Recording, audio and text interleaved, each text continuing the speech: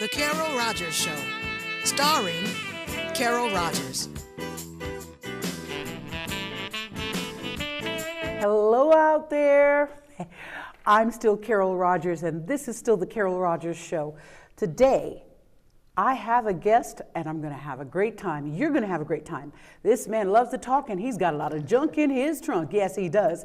He's got amazing archives. I'm here today because I'm going to save it for the interview. In the meantime, you guys are really going to enjoy this Omaha History Minute. Vicki White, you're a genius.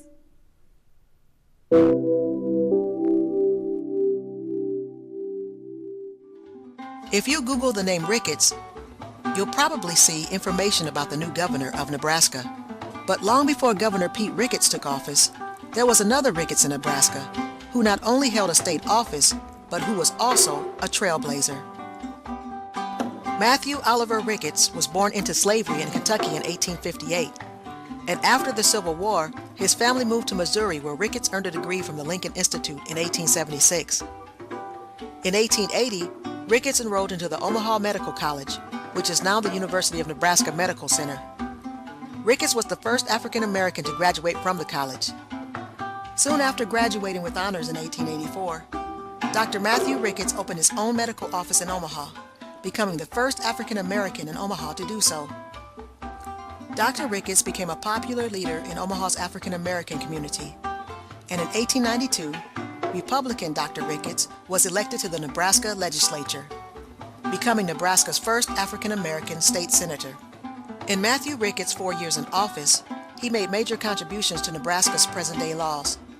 He was a key contributor in the passing of a law in 1893 that prohibited businesses in Nebraska from denying service because of race. He also introduced a bill to legalize interracial marriage in Nebraska, but the bill was vetoed by Governor Silas Holcomb. Ricketts was also instrumental in the passing of a bill that set a minimum age of consent for marriage in Nebraska. On each Martin Luther King Jr. holiday, the Nebraska legislature gives the Matthew O. Ricketts Trailblazer Award to outstanding Nebraskans in community service. Find out more about Dr. Matthew O. Ricketts by visiting these websites. This has been an Omaha History Minute. I really enjoy those Omaha History Minutes, and I've got to give mad props to Vicki White. Vicki not only researches the subjects that you've been seeing every week, she also compiles them, she does the voiceover work, she does the editing. They're so informative, and I'm grateful for her work. She also is the editor for this show. I'm grateful for her in so many ways, and without further ado, let's do this. Jim Nelson. Oh my gosh, Jim Nelson, how long has it been since you've been in that chair? Long time. I mean, we won't go back and talk about it because I can still have the deer in the headlights feeling. Oh, no, hey, I'm sure you're right at home. I've seen all the, my gosh, you've got so much, no, we won't give that away. I want to talk to you about your wonderful history in filmmaking. Now, you said even as a young boy, you enjoyed the movies that your mom had at home. Yeah, talk about these movies. That is fantastic because we take so much for granted. And when you're little, you really don't know what seeds are being planted. My mother had an 8mm camera and, you know, home movies and vacations and stuff like that. Mm-hmm. So I was always the one, being the oldest, I guess, and the only male to actually shoot with it. And I learned by doing. Years pass and you put it down and you move on. In grade school, had a class where the teacher had a projector. Didn't know how to load it up. We had one at home. I'm thinking, I can do this. Went over there and did it, and I'm thinking everybody does it. It was a big deal, not to me, because Mom had instilled in me I could do this. And then the story goes and goes, and here I am today. And we are in the belly of one of your children. I have to put it this way. Jim, how would I describe you? You're the man who almost lives here because you're here all the time. But your career, right now you're the manager. manager. You're more than the manager. I'm the cook, chief, bottle washer. I take out the trash sometimes. Wow. Do a little bit of everything. Yes, and you organize all of us who come here to KPAO to, enjoy, to have our time in the sunshine, to have our minute of interviewing. This is my first time with my own television show, and you have a roster of, about how many people are here at KPAO right now? As far as programs? Programs. Well, we have programs that people bring in, but we also have this wonderful studio where people can come in and produce a show with certain requirements. But when you talk about the numbers, we have roughly 60 shows on the air, which includes those that are brought in, as well as what we can do in the studio. And we're just getting started. Oh, you're so excited about this. Every time I come in, you're excited. I met you a year ago. For the second time, we're going to save. You came back in town. Yes, I came back in town. I came back in town. There's a little something that I don't want to set up until later, but I'd come back into town, and we'd begun to talk about my doing this show. It took about a year for us to get back together and talk about it. Now, not only talking about it, but doing it. Here it and is. Here we are, the Carol Rogers Show at KPAO here in Omaha, Nebraska. And I'm so grateful for your vision for all of us. And I'm just one of the recipients of this slot to live this dream and to talk about my beloved Omaha, Nebraska to the worldwide world. It's about to get there too. I'll talk to you about that later during this segment. Please. I am so blessed because this kind of operation is not a one-person deal. One person cannot do all of this. I have been blessed in my 40 plus years of doing this to have seen an awful lot to share. And that's what it's about. Because one of the things I didn't see a lot of was the best of Omaha. And that is so important. In this medium, people look at what's on this box and make life decisions. And when you can see successes in your own hometown, as opposed to just all the negative things that happen, it can influence you to be successful as well. Yes. So talking to you about having a show, that's a natural for me because you are success. People need to see the successes that have originated here. Yes. And you have decades of compilations, you have an archive. That's what I meant when I said he's got junk in his trunk.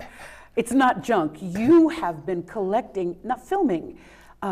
You've been here in Omaha. You're originally from Texas. Right. You've been here in Omaha for how many years now? Well, I came up here, my dad's in the military, and we were transferred up here, and it was the first time I left Texas.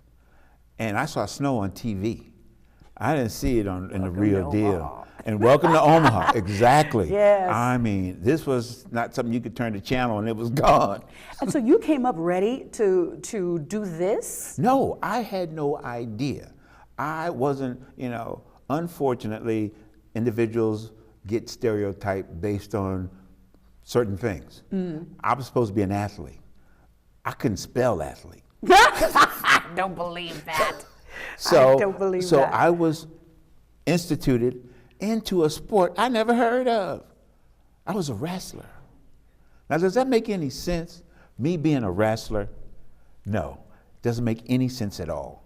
I would imagine that wrestling is, if you came up here doing this, I need to know the segue. How did you get out of coming here to be a wrestler? Okay. How did you end up getting into this business? Because I met you 40 years ago. That's an interesting story. Oh, I'm sure it is. I was planning on becoming a lawyer. I loved history and pretty good at it, pretty knowledgeable. I enjoyed, hearing about things. And I was told that if you like history, you would love the field of law. So I said, why not? I love history, maybe I can learn some more. Well, I took some classes, got ready to go to law school and the whole bit. One thing I didn't plan on, I needed a job to pay for it. So I went to a television station. Why did I go to a TV station? Believe it or not, I felt that if I owned one, I could actually work at one. Wow. Yeah. That's like a quantum leap. Right, it was, very much so. Went to the TV station, Channel 6. Went to the general manager. I figured if anybody's going to make a decision, it's got to be the person running the place. Come to find out, his son is getting ready to go to law school as well. So we had a dynamic conversation. Wanted to know what I knew about TV, and I said, not much. He said, well, what would you do? I said, well, I don't know what the jobs are. He said, well, would you sweep floors? I said, well, if that's part of the job, then I can do that, because that's the way my mother raised me. I got the job. Didn't The know- job being what? being in the production department. I didn't know what departments were, but I started out running a camera. Now, here's the interesting part, was I'm still taking classes for law. And one class was talking about how the laws are made. Well, the laws are made by the people. And I said, okay, that makes sense. Well, who influences the people? I'm working in TV. I'm seeing people be influenced by what they see on TV. Yes, every day. I couldn't believe it. It's one thing somebody to tell you, but then you see it happening yourself. Well, later I changed my major to communications, minor in history, and stayed with communications by doing, working in it. And I discovered that when I started taking communication classes, they didn't actually keep up with the real world of communications. Principles are there, applications are another thing. So I got into this, and I stayed with it, and I kept doing it, and I wanted to do more and more and more. I've worked at every television station in this city except RFD. And at every television station, I learned more and more and more, to ultimately where I left the formal commercial television environment, started doing my own video production, started my own company, created my own studio, went out for contracts, did some traveling, and left Omaha 3 times and came back each time. Has it always been acquiring talent for your shows? Easy, difficult? Talk to me about that. Well, when you say acquiring talent or guests or stuff? Guests, I'll set this up. I'm so anxious to show you part of his archives. People coming to you, you're coming to people. Once the show airs, the shows would air, people would say, well, you know, my nephew can sing, or hey, I've got a group. You mainly did music, but no, you've done everything. Right, I did documentaries, and that was part of, when I worked in a television station, it was mainly about the news. So I was ultimately a news director. Not directing the news, but directing the news program. And over a period of time, that can wear on you. So How so? Well, like anyone else, if you're constantly told certain things, after a while it becomes almost part of your psyche that is you. And so I needed to have some balance in directing the news and hearing it on a daily basis, at least 3 times a day, while I'm in the belly, sort of. I needed to have a balance. So I started inquiring with those people who, and this was at the time where they had what they call public affairs programs, where individuals who were in the news department would do shows that they would present to the viewers of that station, because at that time it was part of license requirement. Now, which came first, though? You're getting these public, what do you call them? Public Affairs shows? Affairs shows, or you had like a side, you would announce on television, on the news, certain events that were coming up. You were kind of like the town crier for television. Well, that was sort of I would call that graduate work. Starting out first, hosting a show like you're doing now. Never having done it, but running a camera or directing. It's different out here. People don't know. I've never been on the other side. Oh my so. God. Well, it's both sides, but it takes both sides to make it happen. I'm sure of it. And so for me, it was like I wanted to learn and do more. People who had those programs, I would ask them when they go on vacation if I could fill in for them. And they would say, sure, no problem. So my first time I did it, I'm actually thinking I got to do it like the news people. I got to have everything written down, and I've got to look into the camera and speak exactly. They had teleprompters where you read everything. I tried it. I couldn't do it. It wasn't me. I've seen some of your archives, and you went through at least 5 minutes of information with no teleprompter. Yeah, well, I had gained enough experience to where the thing about TV, and I tell this to all producers, people watch TV. They're not listening, they're watching. If you can keep some movement going on, it's just like a baby holding stuff in front of them, they will be attracted to that. And then ultimately, they will listen and hear something you said. Well, this sounds like a perfect setup for, we're going to dip into the junk in his trunk. I say that very jokingly, but JT Cool is going to make, no, JT Fox, pardon me, is making, he's awfully cool though, you'll really enjoy him. And who is this first character we're going to see? Well, part of being in the business is a range of characters that one has to develop. And so I used to do stuff. Yeah, the many faces of Jim Nelson, all of them professional and all of them behind the camera, but he put this montage together. Yeah, I mean, the of way. all the stuff that I have, and if they can roll it, you will see different looks. That's the bottom line. Well, that's my Buffalo Soldier. That's my Texas days. No, but the idea is you have to look the part of the information you're presenting. Like I said, I directed. Well, that's the switcher I sat in front of, and I was directing my own show at that time. Wow. And this was the one that. That's JT Fox, right? Okay, well, that's the one where That I is was. so cool. I Check was him out. doing the music for. What you want to know something to do? Here's the Omaha Experience. Oh my. And so the variety of looks was part of the attraction to get people to tune in. Yes. I also gave away free movie tickets. So not only did you get something to see, but you got a chance to win. And this was one of my most creative efforts here, where I got a chance to interview myself. Amazing. What year was this done, please? 2000 something. Okay. Yeah, because this was done in my own production facility. The one on 24th and Lake? Right. Yes. Right. Tell me, how the evolution of leaving 24th and Lake, where did you begin? What do you mean? Where did you begin your shooting and your studio work? 24th and Lake? Actually, I started in my basement. Good, that's okay. You know, that's a wonderful and then you grow to where you need more space. And in the process of needing more space, you have different faces. Different smiles. Different What do you looks. think, audience? Do you think he looks more like Bobby McFerrin or who's it? Don Cheadle? Don Cheadle. You don't look like either there. No, that's just one of the moments of relaxing rest. and relaxing. Yeah. Were But you getting an award on that other one? No, that was my studio.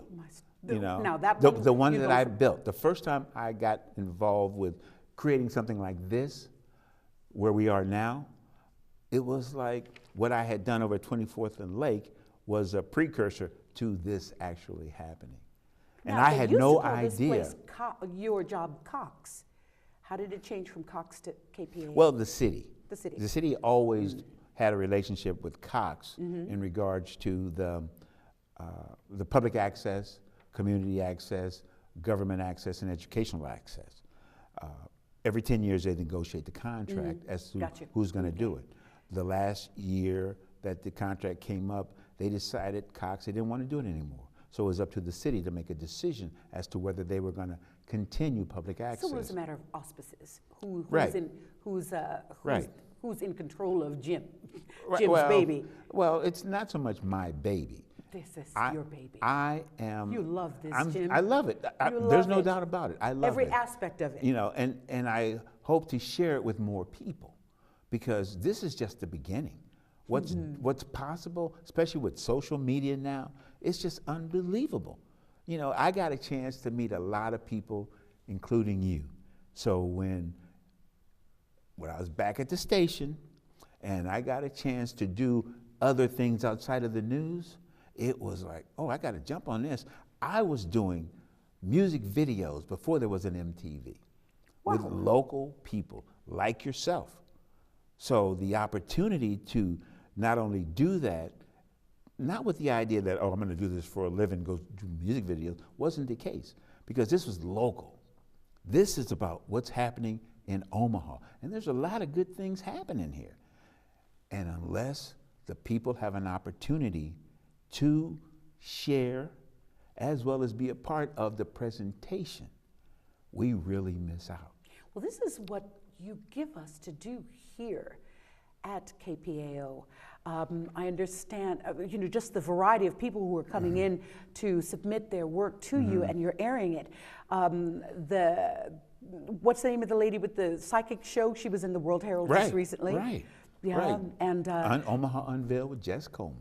and you've got a reggae kind of show. a reggae show. I hear Yeah. that's vastly popular. She's got thousands of hits already. Right, 50,000 50,000 hits. That's amazing. So We have shows in Spanish. We are looking for, we just started a youth show. A mother and her daughter are doing what they call storybook time. oh, that's wonderful. my Just the varieties. Yes. Now, you do not tell people, they bring in the material to you. I know when we began this show, I'm grateful you said, stick to Omaha. Right. This is a show about Omaha.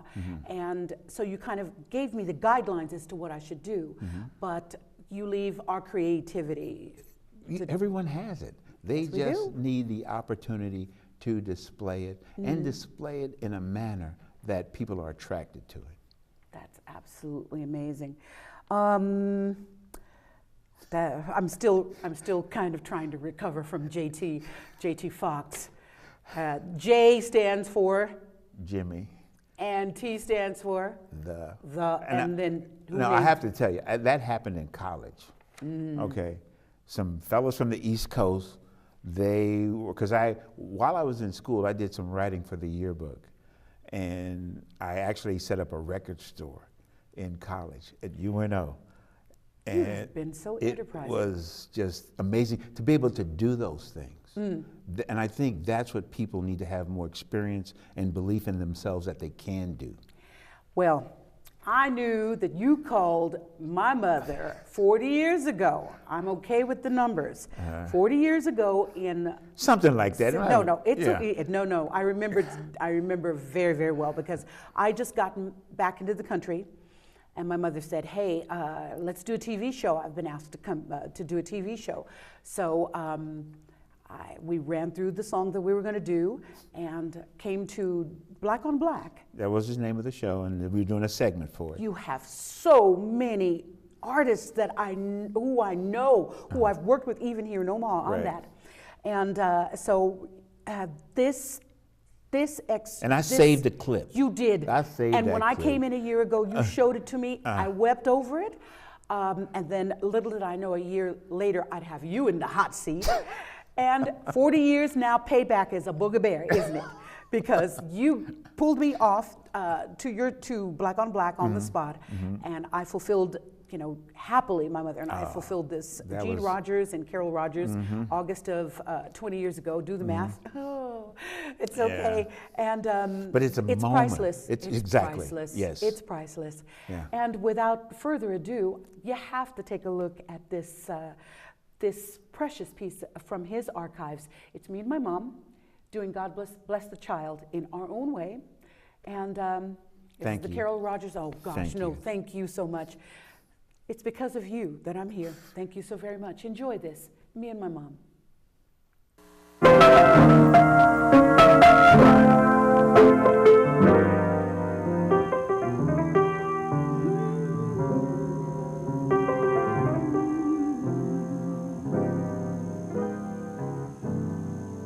them that's got shall get,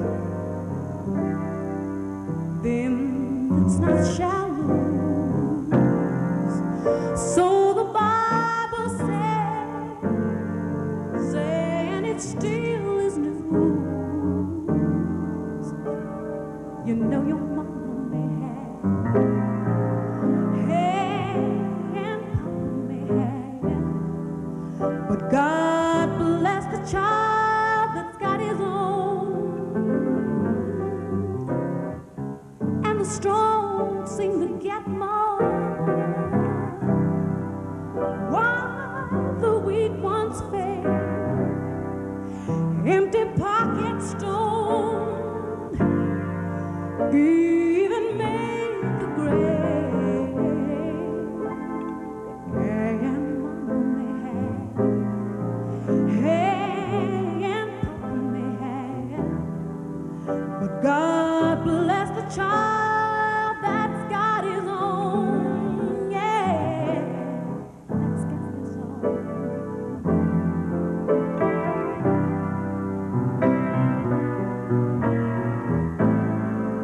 Money, you got lots of friends crowded round your